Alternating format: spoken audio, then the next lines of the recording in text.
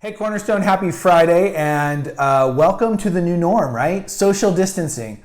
We are in this weird season where we are not able to gather together as a church, as we talked about, and this Sunday we will not be having Sunday gatherings as normal in our home, but we will be streaming live our service out to all of you guys on both Facebook and YouTube. And so I'll send out those links on our social media platforms and our GroupMe chat so you have access to them. But what I wanted to do is I want to take a couple minutes and help us think through how to prepare ourselves for this Sunday, because it's going to be different, right? For the foreseeable future, this is the new norm. And so we want to make sure that we are prepared and that we're taking it seriously, but at the same time that we figure out ways to create meaningful connections with one another. And I've been super encouraged. You guys have done an amazing job with video chats and stuff for DNA groups and for phone conversations, and just seeing the different connections that are going on. That's so important that we stay connected as a church. I've been saying this kind of on repeat, but the situation right now is we want to be insulated but not isolated. And so we insulate. We need to insulate to protect others and to protect ourselves as this virus runs its course in our communities and in our world. But at the same time, we don't want to isolate. You don't want to hide from or retreat from others. And so we need to find other ways to connect. And if there's a bright spot of technology in this circumstance, is that we have the ability to stream and video chat and get on the phone, and we can stay relatively connected, which 50 years ago we wouldn't have been able to do this. You would have been sitting in your home by yourself. And so it's an amazing gift, and it can be a challenge as well. But that means that this weekend, this Sunday, it's 10 a.m. normal time, we are going to be streaming our service live. We have the worship band coming. They're going to lead us in worship as a service. We're going to have the lyrics on the screen for you. And then we're also going to have our teaching. We're going to continue on in the gospel, in the book of Ephesians. We're going to continue to walk verse by verse through it. We're finishing up chapter 2. And it's going to be a really good time. And so what I wanted to do is just give a couple things that I think will help us to prepare ourselves and to be ready for this kind of new norm this Sunday morning. But before I do that, I want to read to you from Psalm 100. And this is what the psalmist says. He says this: "Shout for joy to the Lord, all the earth. Worship the Lord with gladness. Come before him with joyful songs. Know that the Lord is God. It is he who made us, and we are his. We are his people, the sheep of his pasture. So enter his gates with thanksgiving and his courts with praise. Give thanks to him and praise his name. For the Lord is good, and his love endures forever. His faithfulness continues through all generations." So the psalmist says, hey, shout for joy. Know that the Lord is in control. The Lord is in control of a coronavirus. The Lord is in control of our circumstances. The Lord is in control of this destabilizing reality that we're experiencing right now. And know that he is good. He made us. He knows us intimately. We are his sheep. He cares for us. He leads us beside still waters and takes care of our needs. And so because of that, we can enter his gates with thanksgiving and enter his courts with praise. And that's what the Sunday gathering is, right? It's a chance for us to enter together into the courts of our King and praise his name and worship him and hear from him through the word. And so we want to do that, even though we're doing it digitally.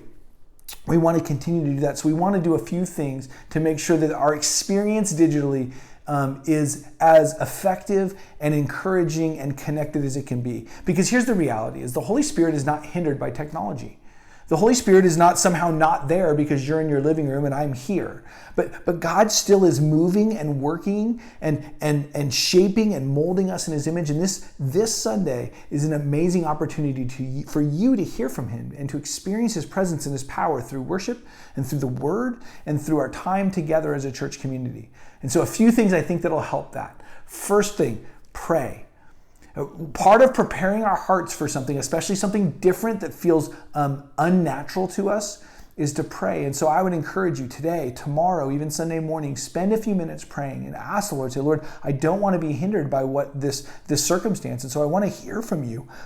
In worship, I want to be able to engage. I don't want to feel like I'm watching worship, but I want to be in it. I want to be participating in it, because the church is all about a body that participates together in celebrating and worshiping and lifting up our hands and our hearts to the Lord.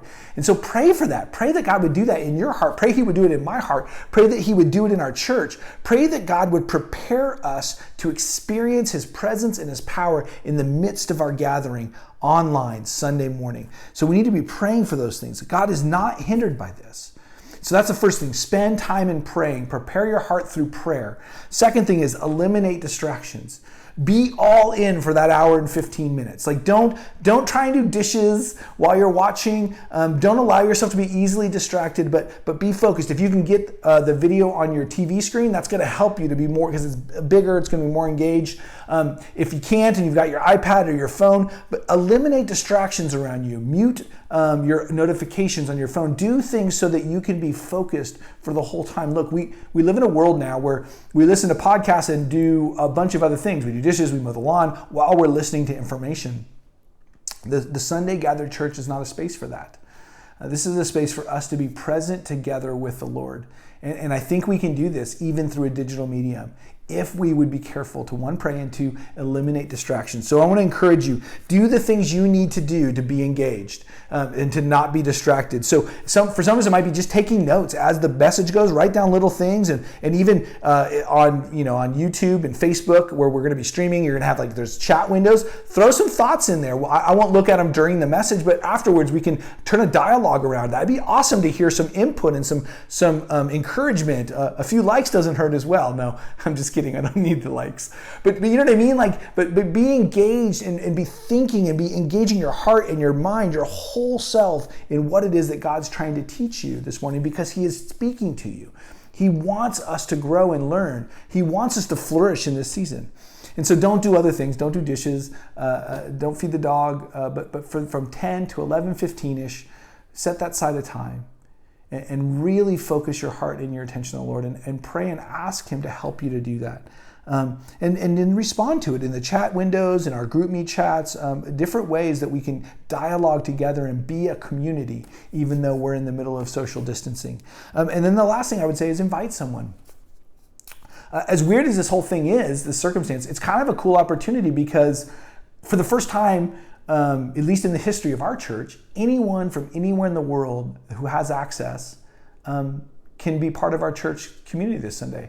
So what a great opportunity to send out some links and invite some people maybe who would never be able to come physically to our church, but just say, hey, I don't know if you don't have a church, I'd love you to check out ours. Or maybe it's a way of sharing with someone, hey, I know that going to a house church feels scary, but what you can do is you can experience a little bit of who we are via this digital medium right now. And so jump online and watch it with us, and see who Cornerstone is and what God is doing in and through us as a church.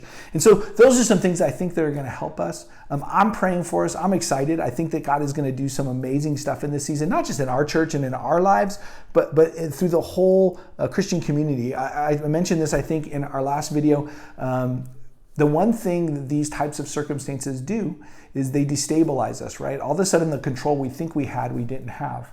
And what that causes in us is the desire to know more, and we start searching for security and safety and peace, and it turns out that the only place to find that is in Jesus.